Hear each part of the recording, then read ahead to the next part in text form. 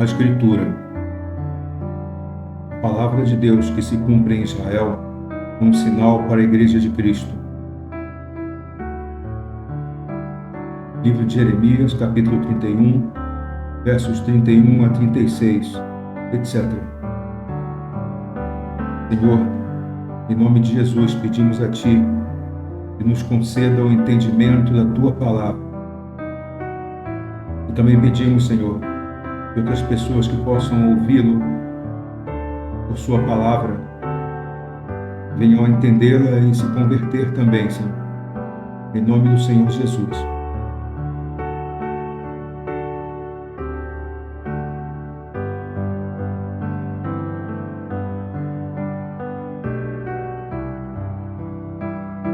Jeremias 31, verso 31 ao 36.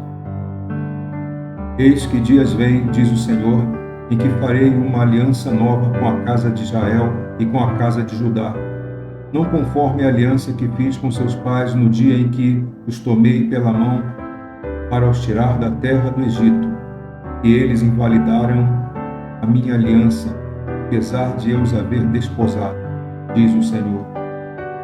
Mas esta é a aliança que farei com a casa de Israel depois daqueles dias, diz o Senhor. Porei a minha lei no seu interior e a escreverei no seu coração, e eu serei o seu Deus, e eles serão o meu povo. E não ensinará mais cada um a seu próximo, nem cada um a seu irmão, dizendo: Conhecei ao Senhor, porque todos me conhecerão, desde o menor até o maior deles, diz o Senhor. Porque lhes perdoarei a sua maldade, e nunca mais me lembrarei dos seus pecados. Assim diz o Senhor, que dá o sol para a luz do dia, e as ordenanças da lua e das estrelas para a luz da noite, e agita o mar, bramando as suas ondas. O Senhor dos exércitos é o seu nome. Se falharem estas ordenanças de diante de mim, diz o Senhor, deixará também a descendência de Israel de ser uma nação diante de mim para sempre. O profeta Jeremias foi chamado muito jovem como membro de uma família sacerdotal. Ele era um dos candidatos a servir no templo. Contudo, o Senhor tinha outro plano para a vida dele. Derramou muitas lágrimas em favor do povo. Profecias de Jeremias anunciaram a invasão da Babilônia e a ruína de Judá e Jerusalém. Ele prevê a destruição do templo e o cativeiro de 70 anos na Babilônia. A dureza do coração do povo levou-os muitas vezes a intentar contra a vida do profeta Jeremias. E embora espancado e preso tantas vezes, ele não cedeu a dizer o que o povo queria ouvir, mas para anunciar aquilo que Deus havia ordenado. Seu ministério durou cerca de 30 anos e ele pôde testemunhar o cumprimento da maior parte daquilo que profetizou, inclusive a destruição de Jerusalém em 586 a.C. Devemos lembrar que antes da destruição de Jerusalém, o Reino do Norte, o Reino de Israel, em 722 a.C., havia sido levado cativo para a Síria. Aqui no capítulo 31, capítulo 30 e 31, nós temos uma mensagem de restauração que foi dada ao povo antes mesmo deles serem levados cativos para a Babilônia. Em Jeremias, capítulo 30, no verso 3, temos escrito: Porque eis que vem dias, diz o Senhor, em que farei voltar do cativeiro o meu povo Israel e de Judá, diz o Senhor, e tornarei a trazê-los à terra que dei a seus pais e a possuirão. No capítulo 31, no primeiro verso, temos: naquele tempo, diz o Senhor, serei o Deus de todas as famílias de Israel, e elas serão o meu povo. Percebam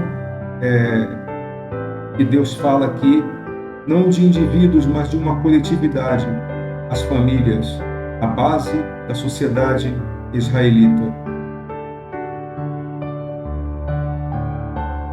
No verso 31, então, ele vai anunciar essa nova aliança. Eis que vem dias, diz o Senhor, em que farei uma aliança nova com a casa de Israel e com a casa de Judá, não conforme a anterior, não conforme a aliança que fez com os pais deles, no dia em que os tomei pela mão para tirar da terra do Egito, e eles invalidaram a aliança que havia naquele tempo pelo pecado. E esse povo que saiu do cativeiro do Egito agora estava sendo castigado novamente, mas ao mesmo tempo Deus estava dando a eles a promessa de uma nova aliança. E nessa nova aliança, eles teriam uma nova visão de Deus. Mas esta é a aliança que farei com a casa de Israel, depois daqueles dias, dos dias de cativeiro, diz o Senhor. Porei a minha lei no seu interior e a escreverei no seu coração, e eu serei o seu Deus, e eles serão o meu povo. Podemos entender isso já no cativeiro, no texto de Ezequiel. Ezequiel, no capítulo 36, Deus também diz que vai colocar a sua palavra no coração de cada um. No verso 34, ele vem e diz para o povo, nessa aliança, que não ensinará mais cada um a seu próximo, nem cada um a seu irmão, dizendo: conhecei ao Senhor, porque todos me conhecerão, desde o menor até o maior deles, diz o Senhor, porque lhes perdoarei a sua maldade e nunca mais me lembrarei dos seus pecados. Essa é uma mensagem do amor de Deus, uma mensagem que olha para nós, o nosso grau de pecado, e ele anuncia o perdão dessa maldade, de tantas maldades que praticamos contra ele. E diz: não me lembrarei mais dos seus pecados. No verso 35 e 36, nesse trecho que nós estamos estudando, ele diz: assim diz o Senhor, que dá o sol para a luz do dia e as ordenanças da lua e das estrelas para a luz da noite, e agita o mar bramando as suas ondas. Senhor dos exércitos é o seu nome. E coloca as forças naturais do mundo, com o dia, com a noite, o mar. E se falharem essas ordenanças de diante de mim, diz o Senhor, deixará também a descendência de Israel de ser uma nação diante de mim para sempre. Então aqui Deus usa de uma maneira figurada para expressar que ele está garantindo Israel. Aquele povo que estava sendo levado cativo para a Babilônia voltaria renovado, voltaria com um novo pacto, com uma nova aliança. E a intervenção do Senhor seria diferente, porque agora a lei estaria escrita nos corações de cada indivíduo. A lei estaria escrita no coração de cada um deles, para que eles tivessem consciência absoluta do próprio pecado, sua ação, e principalmente se voltassem de coração para Deus. Um povo escolhido por Deus, não por mérito, mas pelo amor.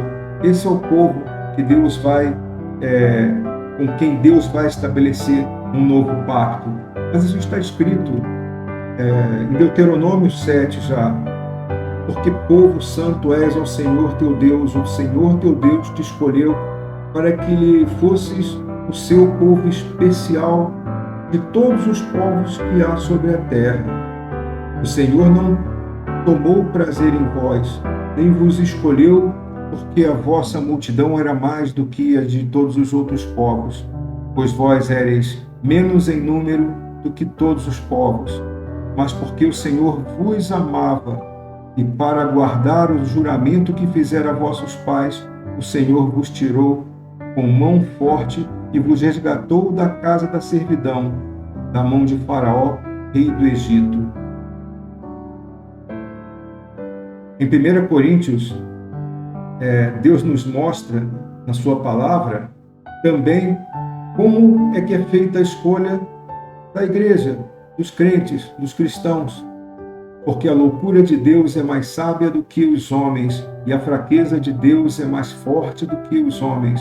Porque vede, irmãos, a vossa vocação, que não são muitos os sábios segundo a carne, nem muitos os poderosos, nem muitos os nobres que são chamados.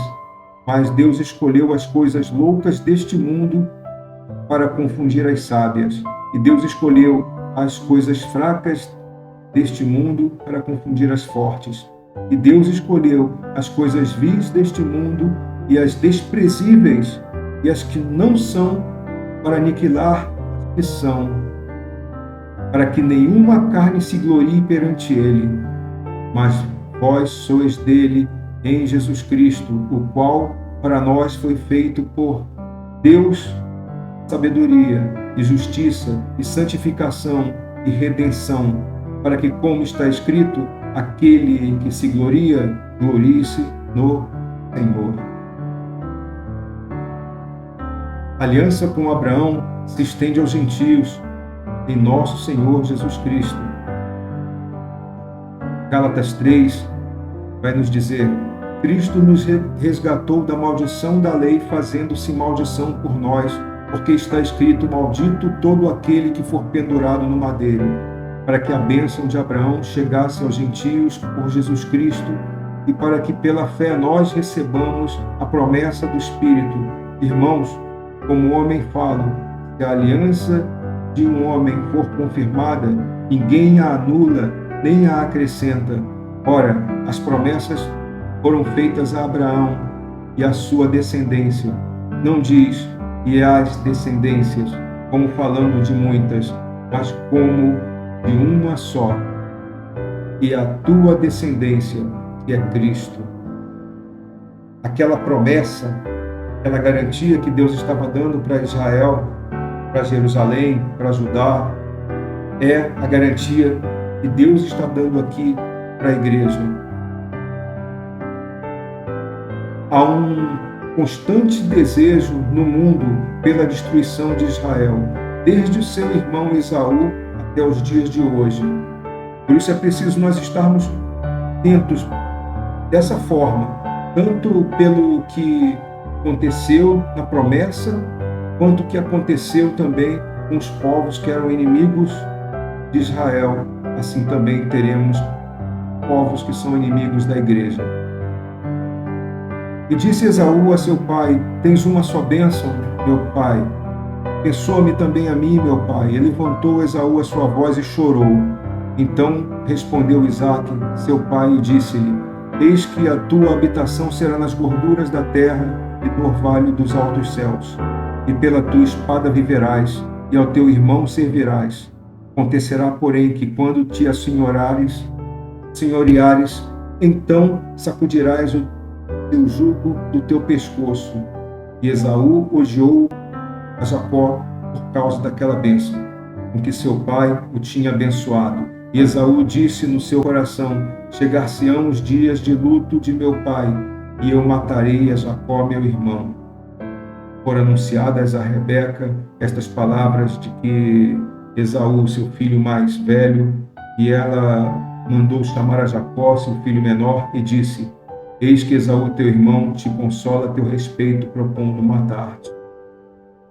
Nós conhecemos a história do irmão que abriu mão da bênção por um prato de comida para o irmão mais novo, que era Jacó, e por isso Jacó foi abençoado pelo seu pai Isaque, e é o herdeiro daquilo que Deus prometeu.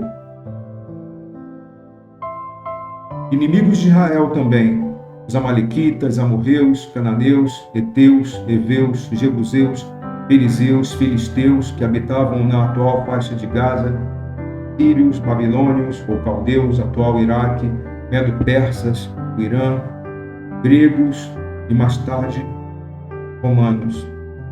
Mais recentemente, os alemães, antissemitas nazistas e os árabes muçulmanos.